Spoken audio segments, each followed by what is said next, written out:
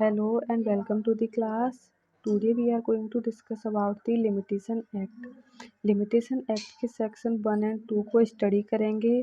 तो देखते हैं हम सेक्शन 1 लिमिटेशन एक्ट का क्या कहता है। सेक्शन 1 कहता है शॉर्ट टाइटल है इसका लिमिटेशन एक्ट 1963 एक्सटेंट है all over India and commencement है सब कमेंसमेंट बताया है इसका सेक्शन 1 के सब सेक्शन 3 में बात करता है। जब सेंट्रल गवर्नमेंट नोटिफाई करेगी, तो सेंट्रल गवर्नमेंट ने इसको नोटिफाई किया था 1 जनवरी 1964 को इसको नोटिफाई किया था। ये समझ आ गया। अब हम देखते हैं सेक्शन 2। सेक्शन 2 इसका क्या कहता है। सेक्शन 2 में डेफिनेशंस दी हैं। टोटल 14 डेफिनेशन है इसमें। टोटल 14 डेफिनेशन है ए टू एन, ए से लेके एन तक इसमें डेफिनेशंस दी हुई हैं। तो हम देखते हैं फर्स्ट एप्लीकेंट क्या होता है। एप्लीकेंट पहले हम देख लेते हैं। एप्लीकेंट से पहले देखते हैं ये जो एक्ट है वो कंसोलिडेट और अमेंडमेंट के लिए बनाया है। मतलब जितने भी लॉज थे लिमिटेशन के से रिलेटेड उनको कंसोलिडेट करता है, अमेंड करता हुआ एक्ट है। तो ये एक्ट अपने आप में एग्जॉस्टिव है। तो अब हम बात करते हैं एप्लीकेंट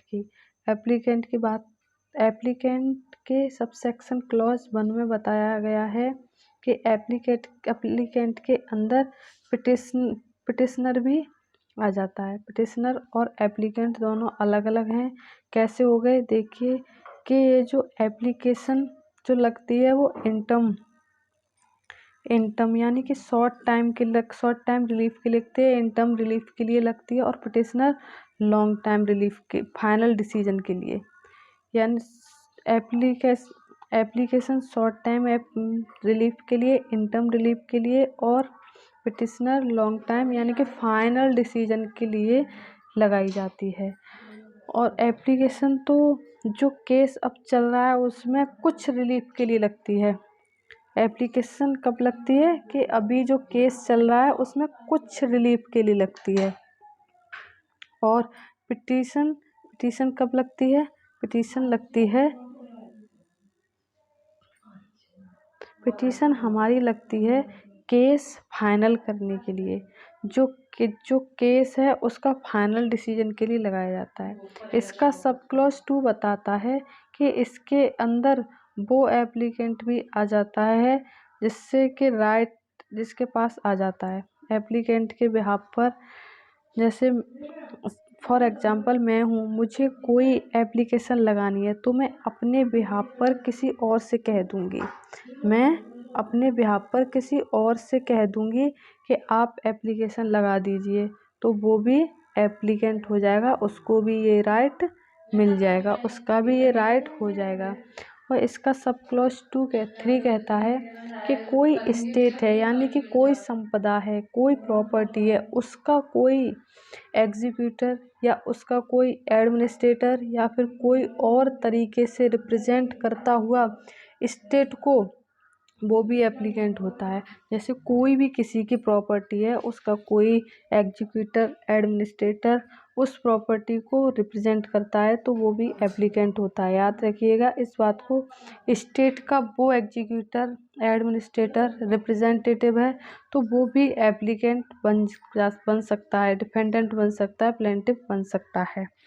एप्लीकेशन के अंदर पिटिशनर भी आ जाता है। एप्लीकेशन कौन होता है कि एप्लीकेशन के अंदर पिटिशनर भी आ जाता है। जो एप्लीकेंट में बताया, एप्लीकेशन में पिटिशनर दिया है तो एप्लीकेशन के अंदर पिटिशनर भी आ जाता है। इसका क्लॉज भी बात करता है। अब हम देख लेते हैं इसका क्लॉज सी क्या कहता है।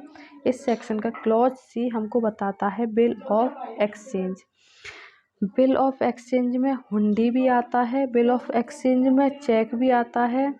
तो हुंडी इसलिए आता है क्योंकि हमारा जो बिल ऑफ एक्सचेंज है तो हमारे नेगोशिएबल इंस्ट्रूमेंट एक्ट के अकॉर्डिंग है। हुंडी इसलिए आ जाता है जब डोमेस्टिक लॉ में हम बात करते हैं तो डोमेस्टिक बिजनेस में हुंडी भी यूज होती हैं, इसलिए हुंडी भी आती है और चेक भी आता है। अब नेक्स्ट हम देखते हैं बॉन्ड। बॉन्ड क्या होता है? बॉन्ड जो है वो एक ऐसा इंस्ट्रूमेंट है जिससे कि एक व्यक्ति पैसा देने के लिए अपने आप को ऑब्लाइज करता है कि हाँ मैं तुम्हें इतने पैसे दूंगा। फॉर एग्जाम्पल ए ने बी से कहा कि आप मेरा ये काम कर दोगे या नहीं करोगे तो मैं आपको इतने पैसे या 100 रुपये दूंगा। उस इंस्ट्रूमेंट में कंडीशन लिखी हुई है कि आप काम करोगे तो आपको इतना पैसा मिलेगा या फिर नहीं करोगे तो आपको पैसा मिलेगा। मतलब काम पैसे के लिए हो रहा है, पैसे देने ही हैं। वो अपने आप को बाउंड कर लेता है कि मैं आपको पैसे दूंगा, वो कंडीशन उसमें मेंशन है।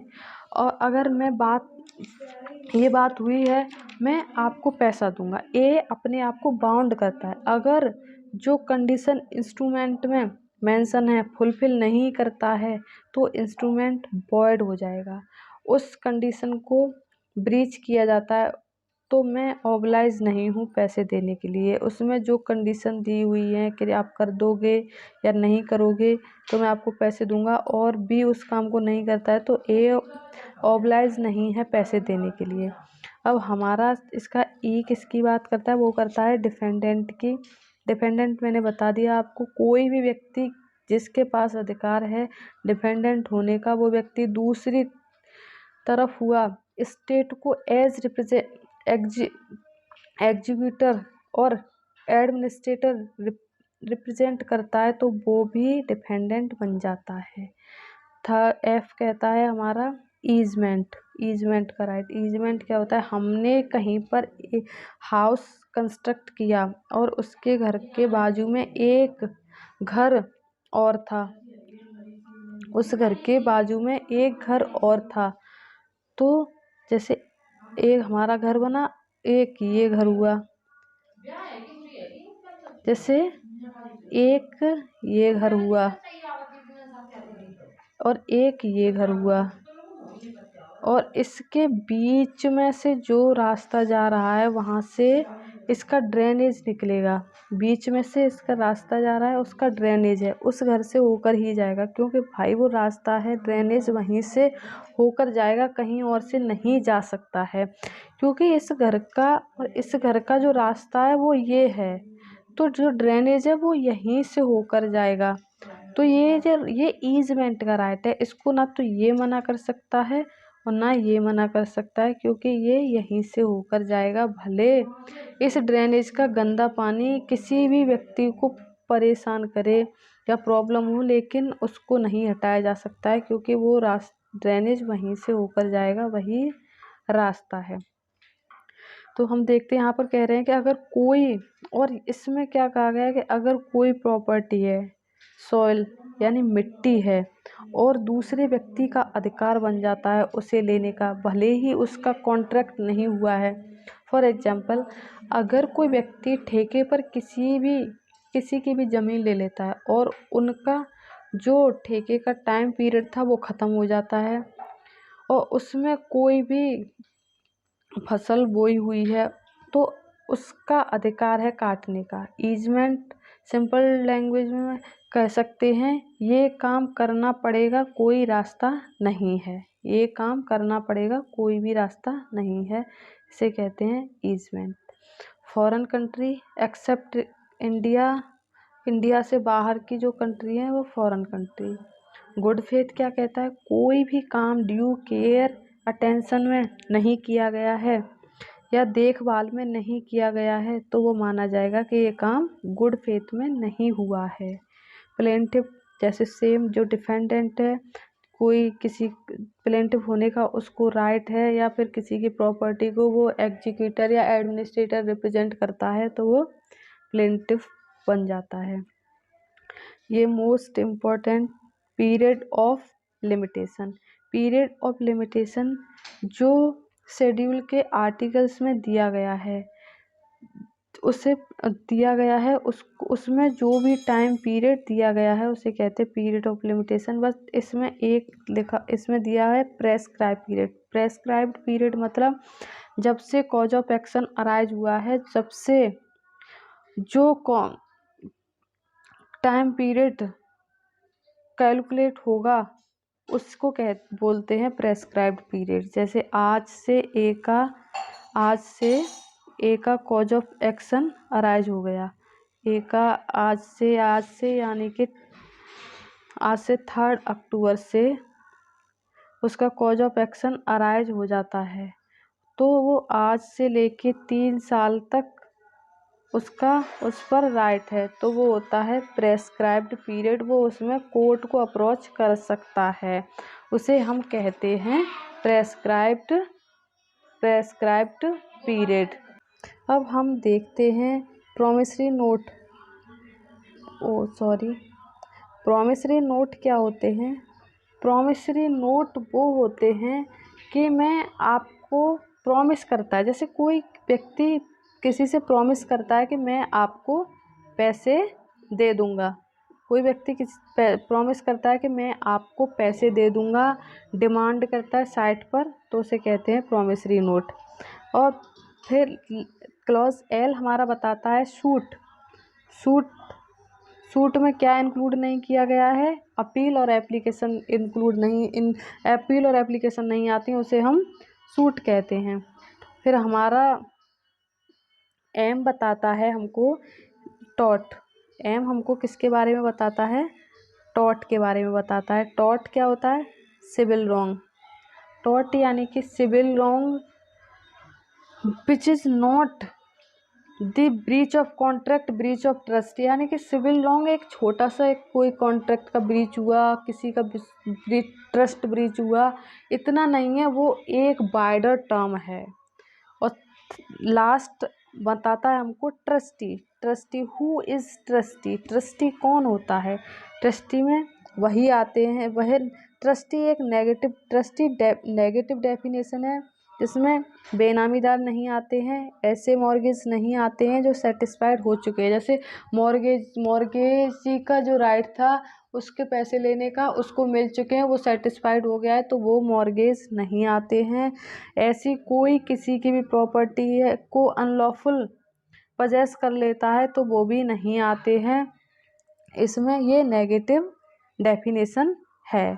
तो आज की क्लास में हमने सेक्शन 1 और 2 को देखा है, तो आई होप आपको समझ आया। एक बार क्विक रिवीजन कर लेते। Short title: the limitation act 1963 extend all over India, commencement 1 January 1964। Sect 2 में बताया है हमारा डेफिनेशंस। एप्लीकेंट कौन होता है? एप्लीकेंट क्या होता है? एप्लीकेंट में पिटिशनर भी दिया है। एप्लीकेशन इंटर्म रिलीफ के लिए लगाई जाती है और पिटिशनर फाइनल डिसीजन के लिए लगाई जाती है। एप्लीकेशन उसमें पिटिशनर भी इंक्लूड होता है। बिल ऑफ एक्सचेंज उसमें हुंडी और चेक भी आते हैं।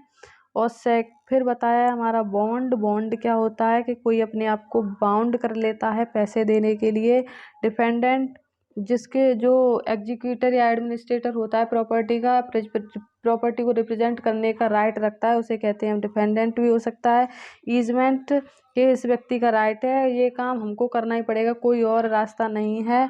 फिर उसके बाद आता है हमारा ईजमेंट के बाद आता है foreign country for except the India, और जो इंडिया से बाहर है उसे फॉरेन कंट्री। गुड फेथ, जो काम ड्यू केयर एंड कॉशन में नहीं किया गया, अटेंशन में नहीं किया गया, उसे गुड फेथ में नहीं आता है। प्लेंटिफ जो सेम डिफेंडेंट जो प्रॉपर्टी को रिप्रेजेंट करने का राइट रखते हैं। पीरियड ऑफ लिमिटेशन जो आर्टिकल्स में दिया है। प्रॉमिसरी नोट जो प्रॉमिस कर लेता है कि आपको पैसे दूंगा। सूट जिसमें अपील और एप्लीकेशंस को इंक्लूड नहीं किया गया है।